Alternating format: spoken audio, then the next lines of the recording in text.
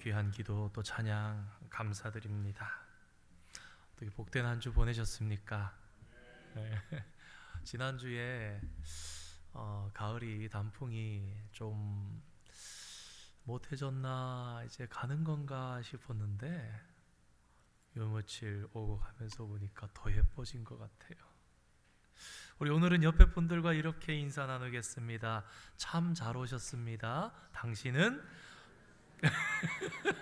참 잘 오셨습니다. 중요한데 인사가 이겁니다. 당신은 평화의 사람입니다. 다시 한번 하겠습니다. 참 잘 오셨습니다. 당신은 평화의 사람입니다. 아멘. 우리가 평화의 사람 되려고 애를 써서 평화의 사람이 되는 게 아니라 우리가 믿는 주님이 평화의 주님이시기 때문에 그 주님께 예배하며 교제하며 사는 사람은 평화의 사도가 될 수밖에 없는 것입니다. 그러므로 오늘 예배하며 주님과 참 교제하시는 저와 여러분이 평화의 사람이 어찌 되지 않을 수 있겠습니까? 그러한 하나님의 길러주심이 오늘도 계속해서 우리의 영혼 가운데, 우리의 모든 삶의 전반 가운데 일어나기를 주님의 이름으로 축원드립니다. 전쟁이 있는 세상, 어지러운 세상 가운데 어떻게 살아갈까 하면서 평화를 생각했다면 오늘은 종말에 대한 이야기를 드리려고 합니다. 정말 그런 생각을 합니다. 길어야 우리 자녀들 정도 때까지지 않을까. 오늘이나 내일 오셔도 전혀 이상하지 않으실 우리 주님. 한 열흘쯤 전이었나요? 기도하면서 수요 예배 때인가 그런 얘기를 한번 기도하면서 드렸죠. 하나님, 곡과 마곡의 전쟁이 일어나지 않을까 두렵습니다. 요한계시록 20장에 보면 곡과 마곡의 전쟁이 나옵니다. 최근에 이스라엘과 팔레스틴 사이에 전쟁이 일어나서 그 전쟁이 확산되면서 서한 지구까지 레바논에서 로켓포를 쏘고 이란이 지원하면서 중국과 러시아가 팔레스틴을 지지하면서 교인 전쟁의 양상이 굉장히 지금 최근에 오늘 아침에 뉴스를 보니까 미국에서 시위하던 사람들 때문에 맞아서 유대인이 한 사람 병원에 갔는데 결국은 숨졌어요. 참 어떤 혼란 가운데 살아가나 싶은데 왜 곡과 마곡에 대한 얘기를 들으면서 생각하는가? 여러분, 곡은 마곡의 통치자를 얘기합니다. 그리고 마곡은 오늘날 영토로 보면 러시아입니다. 물론 요한계시록의 말씀들은 함축적이고 상징적인 단어들이 많이 있기 때문에 함부로 가볍게 해석할 수는 없겠습니다마는, 그러나 오늘을 살아가는 그리스도인으로서 혹 그 말씀이 이러한 응하심일지 좀 더 두려운 마음과 혹시 모를 주님의 뜻을 살피면서 기도하는 깨어있는 그리스도인이 된다는 것은 전혀 이상한 것은 아니라 생각합니다. 종말론, 교회가 종말론을 이야기하면 이상하게 생각하는 분들이 있지만 교회는 사실 종말과 뗄래야 뗄 수가 없습니다. 종말론을 이야기하는 이상한 사이비와 교회를 어떻게 구분할 것인가? 여러분, 그 지도자들이 종말을 이야기하면서 많은 재산을 쌓아놓는다면 그건 사이비입니다, 여러분. 그런데 우리는 종말론과 종말과 뗄래야 뗄 수가 없습니다. 인류의 역사에 있어서 마지막 날에 일어날 사건 혹은 우주의 마지막에 대한 신학적인 이론을 종말론이라고 합니다. 이 종말론을 말씀드릴 때에 말씀드리지 않을 수 없는 것이 있으니 바로 유대인들의 묵시문학입니다. 그래서 우리 어르신들은 예전에 요한계시록이 아니라 또 다른 말로 불렀죠. 뭐라 불렀죠? 요한묵시록. 근데 이것이 요한계시록만이 묵시록이 아니라 사실은 구약의 선지자들을 통해서 영향을 받은 건데, 묵시사상, 묵시문학이라는 것은 사실은 에스겔, 다니엘, 스가랴 이 세 선지자들에 의해서 성전 문지방에서 물이 다림줄이 측량줄로 날아가는 두루마리, 여러 가지 정말 환상과 가히 풀어낼 수 없는 여러 이상들로 그렇게 주신 것들인데, 우리가 요한계시록을 기억하는 것은 하나님께서 요한에게 지혜를 주셔서, 전에 한번 말씀드렸죠. 로마의 군사들이 가둬놓고 있는 밤모섬의 요한이 현대의 로마가, 당시에 로마의 황제가 괴롭히는 그 상황 속에 대놓고 저 로마 황제 뒤에는 사탄이 있으니 성도들이여 속지 마시고 힘을 내십시오. 우리의 주님은 우리를 승리하게 하시고 반드시 우리를 천국으로 이끄실 것입니다. 그 내용을 묵시문학적인 그 상징적인 단어들과 환상처럼 기록한 것이 그래서 요한계시록입니다. 오늘 많은 소설, 영화, 말씀드릴 수 없을 정도로 적어도 수백 가지, 천여 가지가 넘게 이러한 묵시문학의 영향을 받고 있습니다. 그리고 그 사상들이 들어있죠. 인류 최후의 날, 아마겟돈, 터미네이터, 이런 말씀만 들으면 한 번씩 들어본 습한 그런 단어들, 물론 전혀 그 의미와 성경이 전혀 의미하는 바와 상관없이 쓰였습니다만 그런 것을 가져다가 사용하는 것을 봅니다. 아무튼 이러한 묵시 문학의 영향을 받아나서 생겨난 종말, 사실은 기원전 8세기에 처음으로 여호와의 날이라는 것이 이제 축복의 날이 아니라 너희에게 심판의 날로 임할 수 있다라는 그것으로부터 시작되어집니다마는, 사실 성경을 읽을 때 늘 염두에 두어야 할 정도로 구약과 신약 성경의 핵심을 관통하는 핵심 개념 중에 하나가 바로 종말입니다. 다시 말씀드려서 성경을 읽고 생각하는데 종말을 빼놓고 읽고 논한다? 말이 되지 않는 것입니다. 그래서 이렇게 말씀드릴 수 있겠습니다. 만약 여러분 중에 종말이 없다고 생각하는 분이 계신다면 하나님을 믿고 신앙생활하는 거 다시 생각해 보셔야 됩니다. 이게 모순이기 때문입니다. 성경에 30분의 1이 종말과 재림에 대한 말씀입니다. 여러분, 그 중에서도요 2000년 전에 유대 땅에 다윗의 동네에 예수님께서 오실 그 예수님의 초림에 대해서 말씀하신 것에 비해서 8배나 더 많이 기록되어 있는 것이 예수님의 재림, 심판주로 온 우주의 마지막이 될 우주적인 종말에 대한 말씀이 무려 8배나 더 많이 기록되어 있습니다. 그만큼 종말은 대단히 중요한 주제입니다. 그래서 믿는 자에게는 두 가지 종말이 있습니다. 첫 번째, 개인적인 종말, 본인의 죽음이지요. 두 번째, 예수님의 재림하실 우주적인 종말, 그 마지막 종말이 있는데, 오늘은 이 두 가지의 종말, 개인적 종말과 예수님의 재림 시의 마지막 종말, 이 두 가지를 다 포함하고 있는 비유인 이 청지기의 비유 말씀을 잠시 생각해 보려고 합니다. 어떤 부자에게 청지기가 있었습니다. 그런데 어느 날 이 청지기가 주인의 재산을 낭비한다라는 소문이 들립니다. 여러분, 청지기 왜 세웁니까? 사람이 재산이 많고 할 일이 많다 보니까 혼자 다 감당을 할 수가 없어서 지혜롭고 정직하게 잘 이끌어줄 수 있는, 운영할 수 있는 그런 사람을 일부러 돈을 많이 주고 세우는 것입니다. 그런데 그 청지기가 내 재산을 낭비한다고?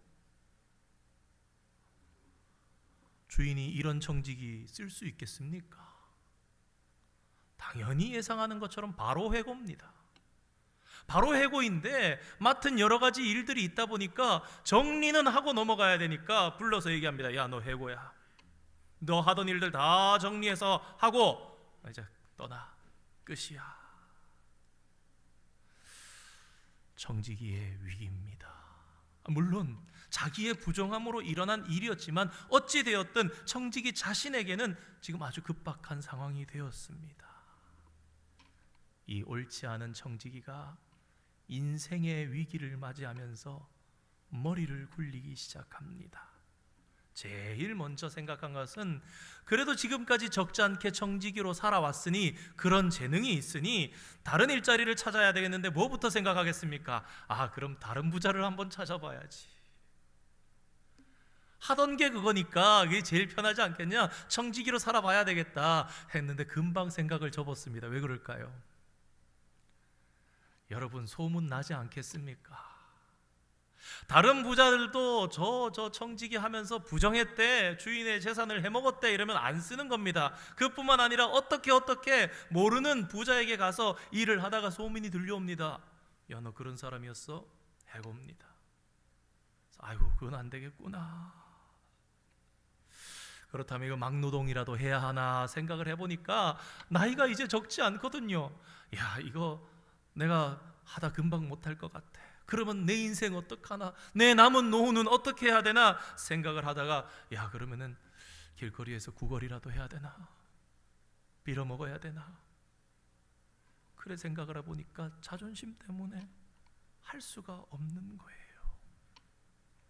그런데 성경의 이 청지기는 완전히 다른 방법으로 이 문제를 해결하는 것을 봅니다.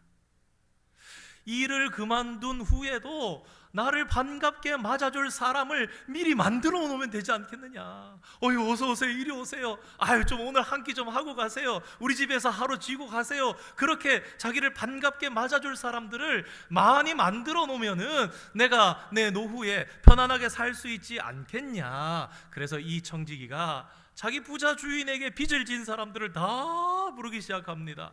첫 번째 사람에게 묻습니다. 당신 우리 주인에게 지금 기름 100마를 지금 빚졌는데, 자, 여기 빨리 앉아서 여기 50이라고 적으세요. 자, 당신은 지금 밀 100섬을 지금 빚졌는데 여기 앉아서 빨리 80석이라고 적으시죠. 80석만 갚으면 돼요. 우리가 사실은 오늘 성경을 보면서 여러 차례 이 비유의 말씀을 보았기 때문인데요, 사실 이 말씀을 처음 접한다면요, 이때 귀가 쫑긋 세워지고 눈이 번뜩번뜩하는 거예요. 야, 이게 지금 일이 어떻게 되려고 이러나, 도대체 이 불의한 이 청지기 뭐냐 생각이 안 됩니까? 처음에는 주인 재산을 자기 것처럼 막 써가지고 낭비하더니 이제 잘리게 생겼는데 이 위기의 상황에서 주인의 장부를, 문서를 위조하면서 주인을 또다시 한번 손해보게 만드는 거예요.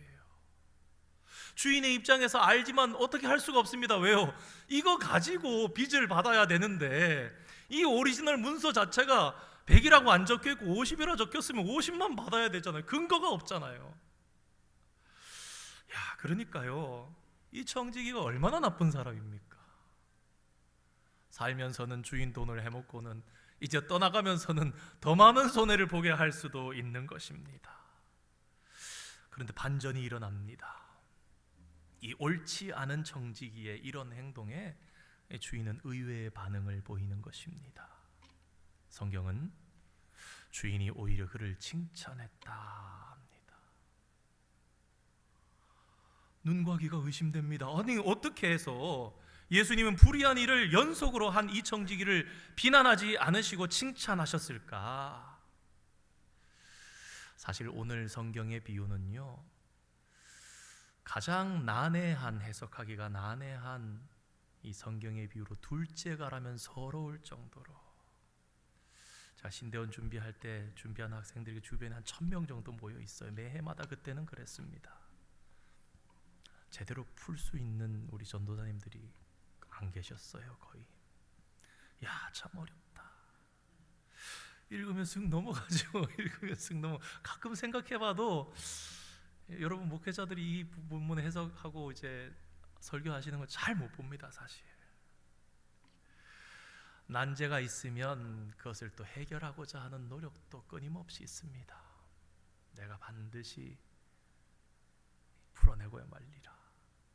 지난 2000년 동안 많은 노력들이 있었습니다. 그 중에서 대표적인 두 가지만 소개하면 이렇습니다. 첫 번째 해석은 이 부자 주인이 악명 높은 고리대금업자였다라는 겁니다. 이자를 원금을 뛰어넘는 이자로 이자의 이자를 이러면서, 그런데 이 청지기가 과감하게 이 고리대금으로 받고 있던 그 빚들을 탕감해 줌으로써 주인이 빚을 진 사람들에게, 야, 저 부자 도둑놈이다, 돈 조금 빌려주고는 더 이렇게 이자를 더 많이 받아먹냐, 그렇게 원망 들을 것이었는데 탕감해 줌으로써 오히려 빚을 졌던 사람들이 부자를 존경하게 만들었기 때문에 나중에 그래서 이 이야기를 듣고 오히려 칭찬받은 것이 아닌가, 그게 첫 번째고요. 두 번째 해석은 아마도 이 청지기가 그동안에 이 빚진 자들과 주인 사이에서 빚진 사람들을 괴롭히면서, 아까는 고리대금업자로 주인이 더 많이 받아먹었다 그랬는데 이제는 중간에서 이 청지기가 불이하게 이득을 취하고 있었다라는 것이죠. 그러니까 그렇게 취하던 것을 없애줌으로써 80이라 적으라 50이라 적으라 함으로써 주인에게 고발당하지는 않게 됐다, 그리고 칭찬받은 것이 아닌가, 이렇게 추측하는 것이었습니다. 여러분 들어보시니까 어떻습니까? 별로 안 와닿지요. 아니, 조금 무리하게 어떻게든지 이해해 보려고 한 거 아닌가, 그런 생각이 듭니다. 왜 그런고 하니요, 이런 전제가 있습니다. 예수님이 칭찬하셨으니 100% 맞지 않겠는가. 그러니까 이 칭찬은 옳아야만 하는 거예요. 그러다 보니까 그 안에서 비상한 머리를 사용해서 예수님의 칭찬은 진리야, 그러니 이 칭찬은 반드시 옳아야 돼, 이런 사정이 있었을 거야라고 추측을 한 것입니다. 말씀드린 대로, 짐작하신 대로 이 두 가지 해석 모두 다 잘못된 것입니다. 우선 자기에게 이중으로 손해를 끼친 이 청지기를 칭찬한 사람은요, 여러분 성경을 잘 보시기 바랍니다. 부자 주인이지 예수님이 아닙니다. 성경은 진리의 말씀입니다. 작은 말씀 하나하나로도 예리하게 분별하고 읽어야 하는데요, 오늘 말씀을 읽으면서 많은 성도들이 예수님께서 이중으로 손해를 끼친 이 청지기를 칭찬하신 것으로 기억하는 경우가 많다는 것을 알게 됩니다. 그러나 예수님께서는 이 청지기를 뭐라고 정의하시는가? 8절 말씀에 보면 명확하게 기록합니다. 옳지 않은 청지기. 예수님의 판단은요, 이 청지기는 옳지 않은 청지기예요. 나쁜 청지기란 말, 불의한 청지기라는 겁니다. 아마 옛날 성경에 불의한 청지기라고 제목이 아마 붙어 있었던 것으로 기억이 납니다. 그러니까 다시 말씀드리면, 명확하게 하기 위해서 다시 말씀드리면, 이 청지기의 행동 자체를 옳다고 칭찬하신 것은 아니에요. 이렇게 한 것이 옳을 리가 없잖아요. 이거는 도둑질입니다. 손해를 끼친 것입니다. 그런데 예수님께서는 청지기를 칭찬하신 이 부자의 비유를 예로 소개하시면서 무엇이라 하셨는가? 이 세대의 아들들, 즉 다시 말해서 세상 사람들이 자기 시대에 있어서는, 그러니까 이 땅을 살아가는 동안에는 어떻다고요? 빛의 아들들보다 더 지혜로움이니라.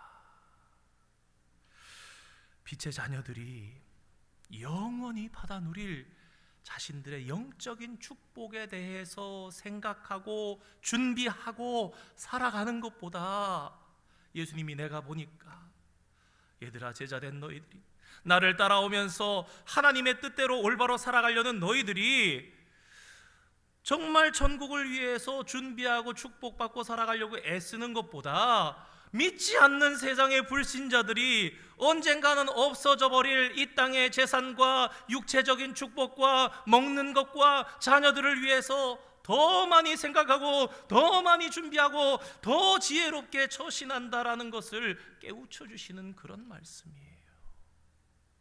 그렇다면 오늘 말씀의 이 비유의 핵심 메시지는 무엇인가? 9절의 말씀입니다. 9절에 기록되어 있는 대로 불의의 제물로 친구를 사귀어라 라는 것입니다. 사람들은요, 자기 자신이나 자기 가족들을 쓰려고 돈을 법니다. 그게 99.9%라고 봅니다, 저는. 그러나 주님께서 하나님을 믿는 우리에게 바라시는 목적은 분명히 다릅니다. 예수님께서 이렇게 말씀하십니다. 불의의 제물로 친구를 사귀어라. 그것이 없어질 때에, 여러분 그거는 이 땅에서 필요한 거예요. 그것이 없어질 때에 너희를 영원한 처소로 영접하게 하려 함이니라. 그렇습니다. 예수님께서는 마치 불의한 청지기가 지금 쫓겨날 것, 당장 지금 임박하게 이 청지기 지게 자신의 인생에 종말이 다가올, 쫓겨나고 나면 어떻게 살아야 하는 임박한 이 상황에 대비하면서 자기 것으로 사귄 것, 주인의 재물로 친구를 사귄 것처럼, 여러분 이 땅에 우리 거 있습니까? 우리는 주인 하나님의 것을 가지고 살아가면서 하나님의 것으로, 내가 베푸는 게 아니라 사실 하나님 것으로 베푸는 것이죠. 쫓겨날 날 때문에 그렇게 머리를 쓰고 골머리를 쓰고 앉아서 고민하며 기발한 아이디어를 내어서 그 주인의 재물을 가지고, 빚 대장을 가지고, 장부를 가지고 친구를 사귄 것처럼, 그렇다면 믿는 우리들을 향해서 얘들아, 안 믿는 자등도 이 정도인데 그렇다면 너희들도 그런 애씀, 그런 지혜로움, 그런 신박한 아이디어로 마지막 날을 준비하면서 살아야 되지 않겠느냐, 날 위해 살아야 하지 않겠느냐, 영혼을 위해서 살아야 하지 않겠느냐 말씀하시는 것입니다. 여기에서 친구를 사귀는 것은 내가 가진 시간이나 건강이나 물질이나 재능 등을 가지고 필요한 이들에게 도움을 주는 것을 말씀합니다.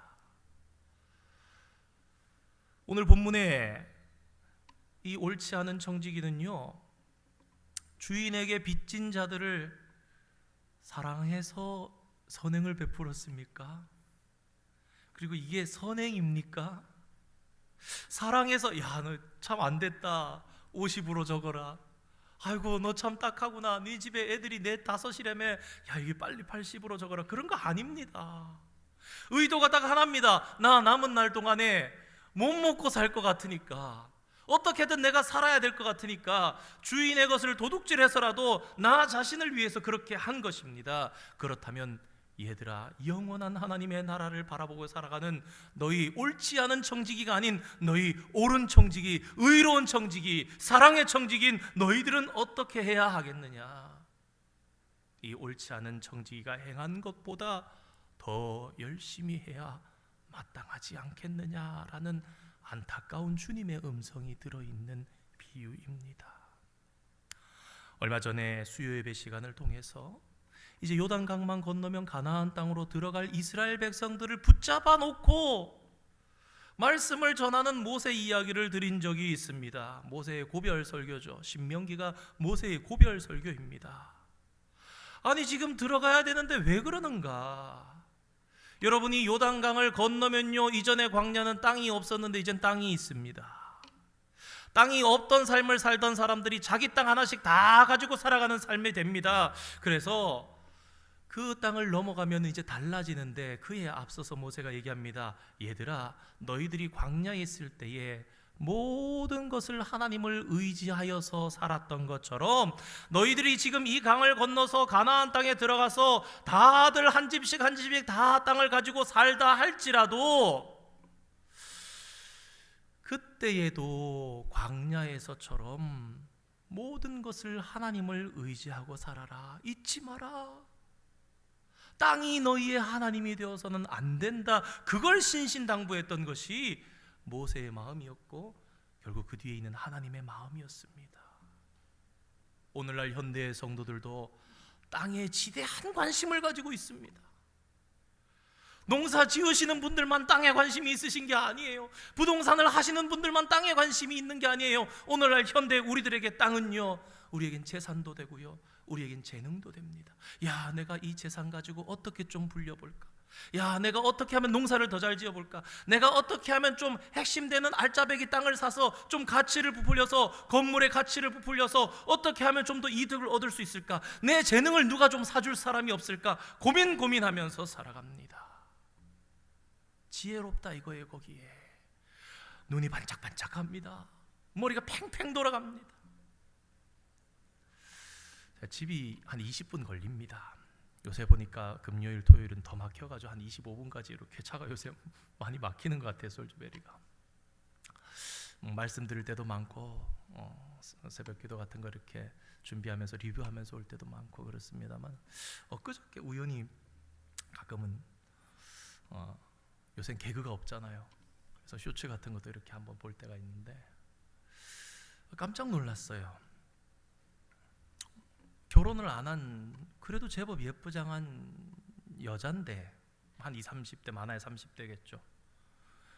너무너무 막 이렇게 소리를 지르면서 놀라면서 그야말로 진짜 침을 질질 흘리면서 봤더니 주식 방송이에요. 주식 방송. 몇 천만 원을 지금 그 순간에 이렇게 막 그러니까 사이버머니로 하는 그 주식인 거예요. 그러니까 상한가 하한가가 없어서 이게 완전히 곤두박질까지 가고 이게 제한이 없는 겁니다. 그래서 저도 평생 처음 봤습니다. 그런 거. 막 우는 거예요. 막 우는 거예요. 나중에 보니까 이게 유튜브도 하고 사이버머니도 하면서 돈 벌려고 그러는 거 아니에요. 돈 벌려고. 그 짧은 한 20초 정도 될까 말까 한 그 쇼츠 속에 제가 그래서 2번, 3번 봤다니까요. 그걸 이게 뭔가 싶어. 처음에는 이해가 안 돼서 봤고 두 번째 보니까 이게 손해를 많이 본 거구나 이래 보다가 나중에 그 뒤에 뭐 같은 날 방송한 게 아닌 것 같아요. 이래 보니까 참 제가 이거 고민하면서 그랬는데 찬송을 부르는 거예요. 찬송을. 너는 담장 너머로 뻗은 나무 해놓고 주식 떨어지나 올라가나 보는 거예요. 주식 떨어지나 올라가나.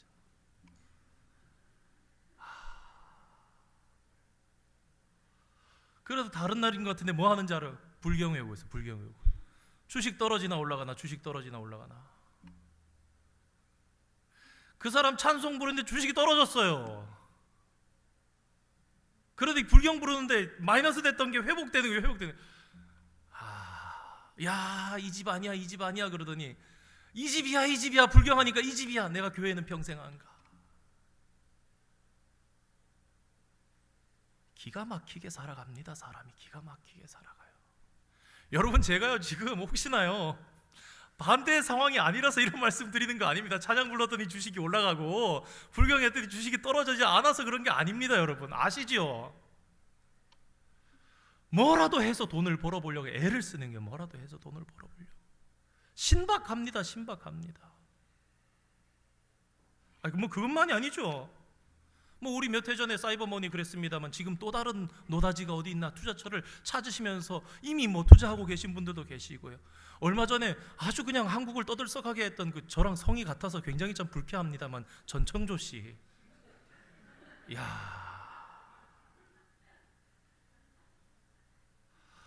그 사람이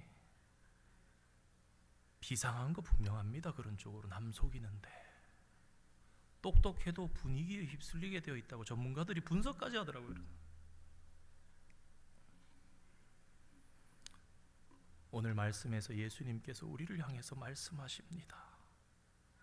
야, 너희들 일하고 재산 불려보려고 그러고 취미생활 하려고 그러고 너희 자녀들 좋은 거 주려고 그러면서 세상에 저런 사람들이 불의한 일에도 이렇게나 지혜롭게 신박하게 기발하게 살아가면서 애를 쓰는데 그 애씀이 믿는 빛의 아들들보다 더 지혜롭구나.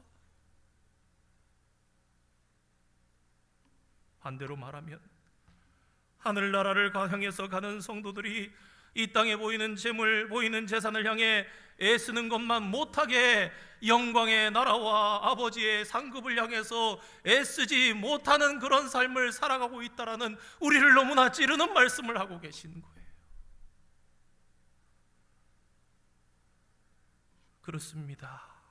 예수님께서는 그런 안타까운 마음을 가지시고 영원한 천국 은행에 영구적으로 저축할 수 있는 비결의 삶이 있는데 하면서 소개를 하시는 겁니다. 그러면서 우리의 삶에 얘들아 다시 돌아봐야 되지 않겠냐?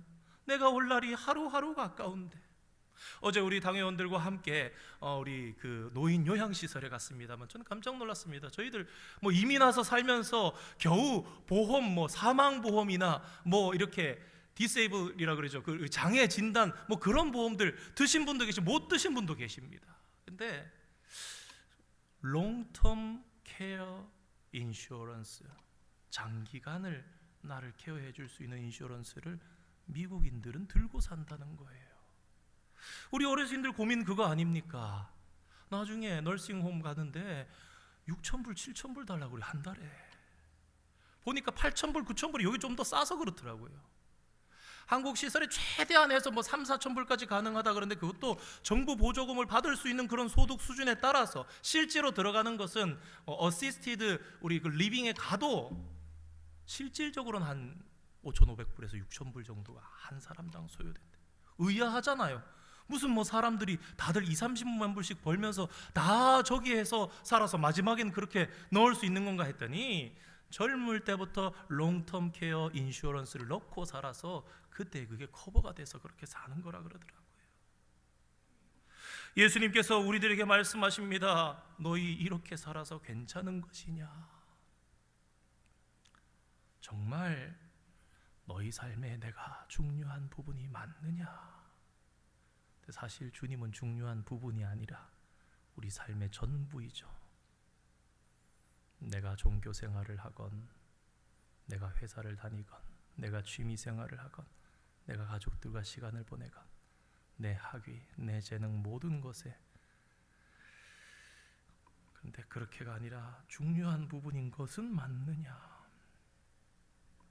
오늘 본문에 나오는 옳지 않은 정직이처럼 이 정직이는 자기 인생의 종말이 다가옴을 보면서 바삐 최선을 다해서 준비했습니다. 내가 속히 오리라 주님 우리에게 말씀하셨습니다. 재림이 임하기 전에, 우주적인 종말이 임하기 전에 주인이신 하나님께서 우리에게 주신 재능과 물질과 건강과 시간과 이 모든 것들을 잘 활용하여서 도움이 필요한 이들, 궁핍한 이들, 가난한 이들을 채워주고 돌보라. 그것이 영원한 천국의 영생의 저축이다. 축복의 저축이다. 우리 요새 열왕기상 말씀 보고 있습니다. 세계 최고의 왕이 솔로몬 아닙니까? 솔로몬이 전도서 쓰면서 한 말이 이거예요. 너희들 나만큼 즐겨봤어? 나만큼 좋은 거 먹어봤어? 나보다 더 많은 여자들 사귀어봤어? 나보다 더한 거 해봤어? 다 해봤어 내가 라고 얘기하면서 결론을 이렇게 얘기합니다. 일의 결국을 다 들었으니 하나님을 의지하고 그의 계명들을 지킬지어다. 여러분, 솔로몬이요 최고 부자 나라를 아들에게 물려줬어요. 신앙은 못 물려준 것 같아요. 잘했습니까?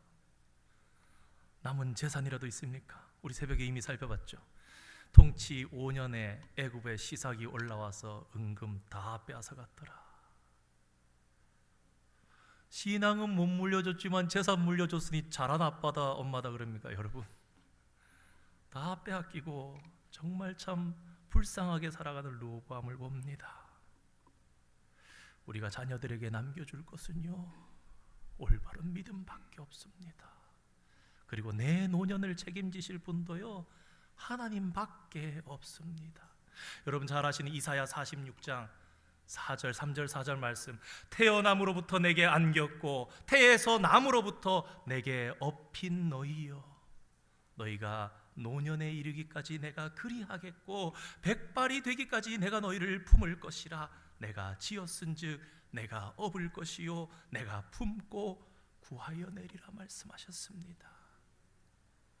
오래전부터 우리가 마음속에 예수 믿으면서 마지막 때구나 생각하며 살았지만 정말 최근 되어지는 일들을 보면 더욱 가까운 마지막 가운데 살아가는 것이 아닌가 하는 생각이 듭니다. 우리의 개인의 종말이 하루하루 가깝습니다. 우주의 종말도 다가옵니다.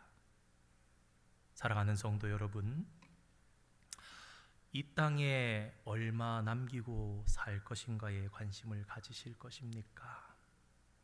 아니면 종말이 임하기 전에 영원한 천국 은행에 남기는 것에 더 관심을 가지면서 살아가시겠습니까?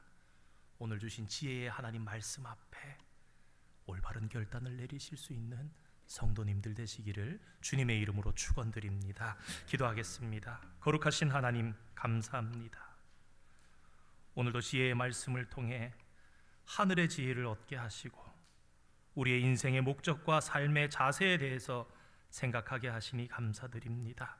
옳지 않은 정직이었지만 그래도 그는 자신의 남은 삶을 어떻게 살아갈 것인가 큰 위기 속에서 결국 자기의 살 길을 열었던 것처럼 그런 열심, 그런 기발함, 그런 애씀으로 오히려 하나님을 섬기며 살아가고 있는 성도인지 돌아보게 하시고 말씀 앞에 생각하며 결단할 수 있는 기회를 주시니 감사드립니다. 이 땅의 삶은 정말 잠깐이요, 이후에 영원한 삶이 시작됩니다. 그런데 그 삶은 이 땅에서 주신 삶을 우리가 어떻게 살았느냐를 통해서 갈라지게 되어 있습니다.